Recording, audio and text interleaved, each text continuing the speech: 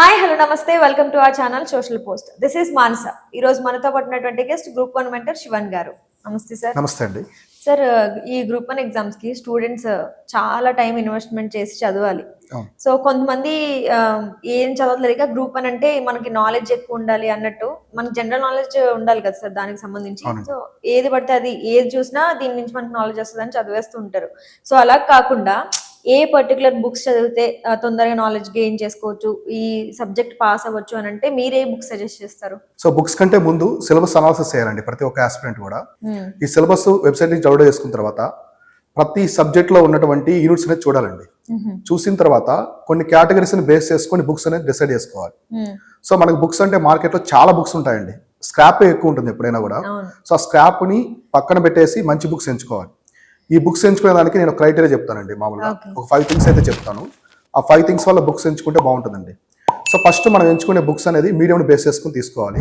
అంటే మనం తెలుగు మీడియంలో చదువుతున్నామా, ఇంగ్లీష్ మీడియం చదువుతున్నామా అని చెప్పేసి ప్రాపర్గా చూడాలి. సో ఇంగ్లీష్ మీడియం వాళ్ళకి బుక్స్ చాలా హెవీగా ఉంటాయండి, సోర్సెస్ ఎక్కువ ఉంటాయి. సో ప్రెజెంట్ జనరేషన్స్ లో కూడా ఎక్కువ మంది బీటెక్ డిగ్రీ చేసిన తర్వాత ఎక్కువ ఇంగ్లీష్ మీడియం వాళ్ళే ఉంటున్నారు. ప్రెజెంట్ ఇప్పుడు 70:30 పాలసీలో ఉందండి. 70% ఇంగ్లీష్ మీడియం వాళ్ళు ఉన్నారు, 30% తెలుగు మీడియం వాళ్ళే ఉన్నారు. సో తెలుగు మీడియం వాళ్ళకి ఓన్లీ స్టేట్ బుక్స్ మాత్రమే ఉంటాయండి. అంటే ఏపీ అండ్ తెలంగాణలో ఉన్న బుక్స్ మాత్రమే ఉంటాయి. సో వాళ్ళు మిగతా బుక్స్ చదవాలంటే ఇంగ్లీష్ మీడియంలో ఉంటాయి, ట్రాన్స్ఫర్ చేసుకోవాల్సిన అవసరం ఉంటుంది. సో ఇంగ్లీష్ మీడియం వాళ్ళు ఏంటంటే బయట తమిళనాడు స్టేట్ బుక్స్ అవుతారు, ఎన్సీఆర్టీ బుక్స్ అవుతారు. సో ఇంకా అదర్ స్టేట్ మెటీరియల్స్ ఏమన్నా ఇండియా పార్ట్ ఉన్నా కూడా చదువుతారండి. ఇలా బుక్స్ అనేది మీడియం బట్టి చాలా జాగ్రత్త చూసుకోవాలి. ఇక్కడ థింగ్స్ ఏంటంటే ఫస్ట్ మనకి సిలబస్ కి తగ్గట్టుగా బుక్స్ ఉన్నాయా లేదా. సో సిలబస్ ఇచ్చారు కదండి, ఆ సిలబస్ తగ్గట్టుగా మొత్తం కవర్ అవుతుందో లేదో చూసుకోవాలండి. సో అది ఒక క్రైటీరియా. సో సిలబస్ మొత్తం కవర్ అయింది, ప్రతి సబ్జెక్ట్లో ప్రతి యూనిట్స్ అన్నీ ఉన్నాయి. అయితే ఈ బుక్స్లో ఉన్నటువంటి థింగ్ ఏంటంటే ఈ బుక్స్లో మనకి సిలబస్లో ఉన్న మ్యాటర్ కంటే కూడా ఎక్కువ ఉంటాయండి. ఇది ఎలా ఉంటుందంటే ఈ స్టేట్ ఎగ్జామ్లో గ్రూప్ 1లో ఇప్పుడు ఏపీలో ఉన్నటువంటి ప్రాసెస్లో ఇండియన్ హిస్టరీ వేరుగా ఉంటుంది, సిలబస్ ఎక్కువ ఉంటుంది. సో తెలంగాణలో కొన్ని రిమూవ్ చేసి కొన్ని టాపిక్స్ ఇచ్చారు. సో కాబట్టి భారతదేశ చరిత్ర అనేది ఏపీ గ్రూప్ 1లో ఉన్నట్టే ఇక్కడ ఉంటుందని చెప్పలేమండి, కొంచెం ఎక్స్ట్రా ఉండొచ్చు, కొన్ని తీసేస్తారు. సో కాబట్టి అయితే మనకి బుక్స్ లో మాత్రం మొత్తం మ్యాటర్ అంతా ఉంటుంది.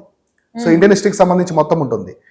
ఆ బుక్స్ తీసుకొని మనకి సిలబస్ ప్రకారం ఎంతవరకు అవసరం అంతవరకే చూసుకోవాలి. సో ఇది ఒకటి. కాబట్టి సిలబస్ కంపల్సరీ ఉన్నటువంటి బుక్స్ తీసుకోవాలి. సెకండ్ క్రైటీరియా వచ్చేసి ఆల్రెడీ ఇంతకుముందు జరిగినటువంటి నోటిఫికేషన్స్ ఉంటాయి కదా, రిక్రూట్మెంట్ ప్రాసెస్, వాటిలో సక్సెస్ఫుల్ బుక్కా కాదా. సో సక్సెస్ఫుల్ గా ఉందా లేదా. ఫర్ ఎగ్జాంపుల్ కొన్ని బుక్స్ చెప్తానండి. సో ఇండియన్ పాలిటీ అని ఉంటుంది, రాజనీతి శాస్త్రం అని చెప్పేసి లక్ష్మీకాంత్ గారు రాశారు బుక్. సో మన ఇండియాలోనే ఎక్కువ కొనే బుక్ అదేనండి, చాలా famous book, lakhs of people కొంటారు. ఎందుకంటే ఆ బుక్ని ఎందుకు కొంటారంటే మనకి భారత రాజ్యాంగం అండి. సో భారత రాజ్యాంగం అనేది అర్థం చేసుకోవడం చాలా కష్టం. ఈవెన్ గ్రాడ్యుయేట్ అయినా కూడా ఆ స్కెడ్యూల్స్ కావచ్చు, ఆర్టికల్స్, అమెండ్మెంట్స్ ఇవన్నీ అర్థం చేసుకోవడం చాలా కష్టంగా ఉంటుంది. సో అవి దాన్ని ఏం చేశారంటే ఆయన చాలా సోర్సెస్ నుంచి తీసుకుని ఈజీ ప్రాసెస్ లో రాశారు. సో చిన్న పిల్లలు చదివినా కూడా అర్థమయ్యే విధంగా ఆ బుక్ని రాశారనమాట.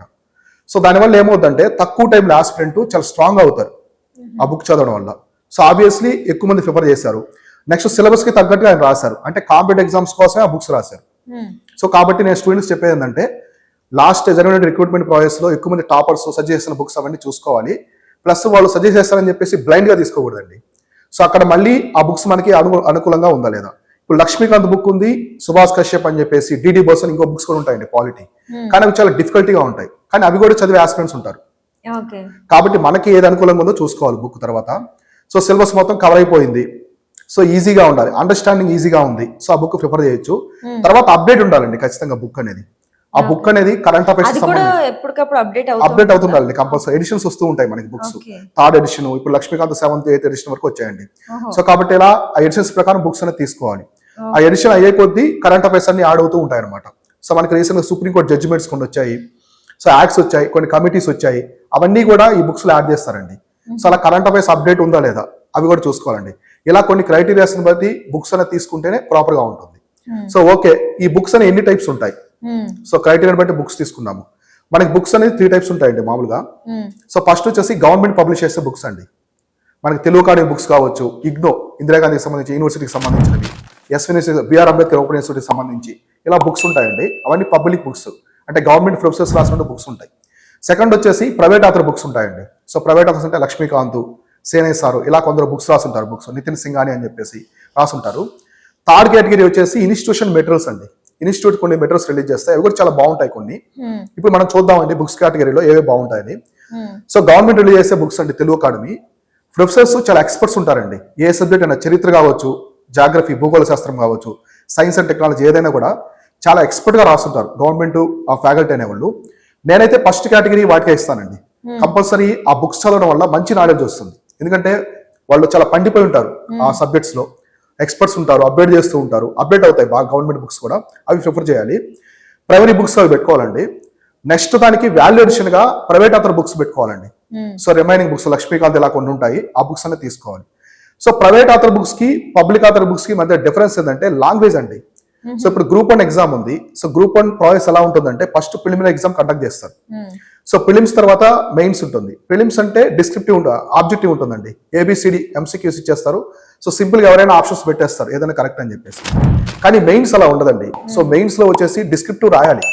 ఒక క్వశ్చన్ ఇచ్చినప్పుడు దానికి 200 words 300 words రాయాలి. సో ఆ రాసే దాంట్లో లాంగ్వేజ్ అనేది ఎప్పుడైతే మనము ప్రైవేట్ ఆథర్ బుక్స్ కంటే కూడా పబ్లిక్ ఆథర్ బుక్స్ అంటే మన గవర్నమెంట్ రిలీజ్ చేసే బుక్స్ యొక్క లాంగ్వేజ్ రాస్తామో అప్పుడు చాలా మంచి మార్క్స్ పడతాయి. సో అయితే మొత్తం గవర్నమెంట్ బుక్స్ మీద డిపెండ్ అవ్వకూడదండి. వాల్యుయేషన్ చేసుకోవాలి. వాల్యుయేషన్ అంటే కొన్ని extra content, reports, committees, commissions, current affairs ఇలా ఉంటాయి.